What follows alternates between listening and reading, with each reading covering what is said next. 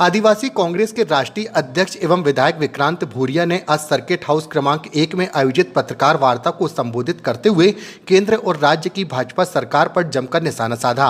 उन्होंने राज्यसभा में मीनाक्षी नटराजन का नामांकन निरस्त किए जाने को पूर्णतः असंवैधानिक करार देते हुए कहा कि यह लोकतंत्र की हत्या का प्रयास है। इस अन्याय के खिलाफ उन्होंने जबलपुर उच्च न्यायालय में व्यक्तिगत रूप से इंडिपेंडेंट इलेक्शन पिटीशन दायर की है और स्पष्ट किया है कि यह केवल एक सीट की ही नहीं बल्कि देश में लोकतंत्र को बचाने की महत्वपूर्ण लड़ाई है।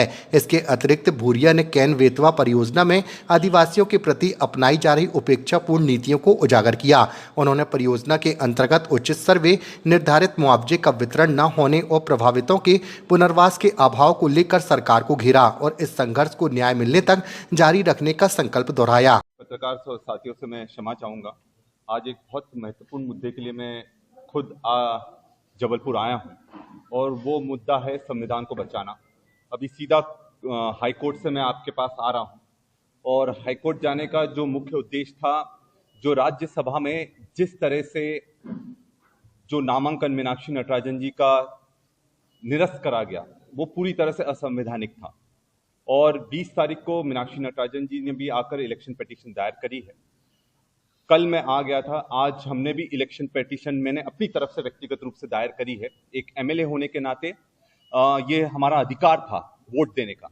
जो वोट देने का अधिकार हमसे छीना गया है उसको लेकर आज एक इंडिपेंडेंट इलेक्शन पिटीशन मैंने जबलपुर हाईकोर्ट में दायर करी है, जो कि स्वीकार कर ली गई है।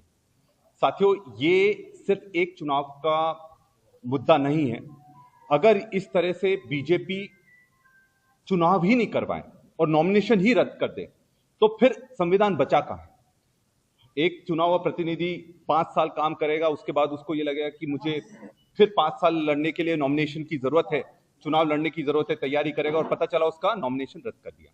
तो ये सिर्फ एक राज्यसभा चुनाव की लड़ाई नहीं है, ये पूरे देश में सभी चुनावों की लड़ाई है। आने वाले समय में आपके नगर निगम के चुनाव आने वाले हैं और उसमें भी अगर पार्षदों को चुनाव लड़ने का अधिकार ही नहीं दिया जाए और उनका नॉमिनेशन निरस्त कर दिया जाए तो ये लोकतंत्र का एक बहुत बड़ा गला घोटने का काम होगा। एक और बहुत महत्वपूर्ण मुद्दा मैं आपके सामने रखना चाहता हूं कि जिस तरह से आदिवासियों के साथ पूरे देश में गलत हो रहा है और हमारे जो महाकौशल क्षेत्र है, हमारा जबलपुर संभाग है, इसमें भी हमने देखा कि केन बेतवा का जो एक बहुत बड़ा मुद्दा है।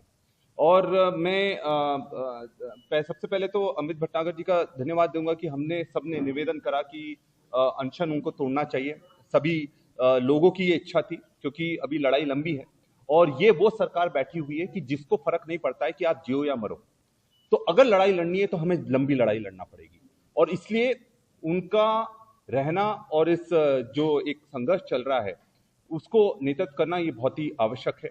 और जो केन बेतवा में जो सबसे जो परियोजना है उसमें, क्योंकि मैं भी गया था वहां पर और एक दिन मैं खुद एसपी कार्यालय के बाहर सोया हूं, सड़क पर सोए, क्योंकि एसपी वहां के जो प्रशासन है वो बहुत ही ईगो है, अहंकार है और उस कारण से मिलने का जब समय नहीं है तो मैं खुद सोया था। और जब अमित भटनागर जी और 10 लोगों को गिरफ्तार करा गया था तो आज जो मुख्य दिक्कतें हैं वहां पर कि एक तो सर्वे अच्छे से नहीं हुआ, दूसरा जो सोशल इंपैक्ट असेसमेंट है वो अच्छे से नहीं हुआ, कंपनसेशन जिनको मिलना चाहिए उनको ना मिला, कुछ और लोगों को मिल गया। 6 लाख से बढ़ाकर 12 लाख की बात करी गई थी पर अभी तक वो 12 लाख नहीं मिला है और किसी को भी रिहेबिलिटेशन नहीं करा गया है। जो उनको विस्थापन करना चाहिए वो नहीं हुआ है। और एक जो सबसे बड़ी बात निकल कर आई, ग्राम सभाओं की अनुमति नहीं दी गई है। हम इस मुद्दे को लेकर सुप्रीम कोर्ट भी जा रहे हैं, ये मैं आपके सामने बात रखना चाहूंगा और उसमें जितने भी जहां ग्राम सभाएं नहीं हुई है वहां पर हम एफिडेविट भी उनसे कलेक्ट कर रहे हैं।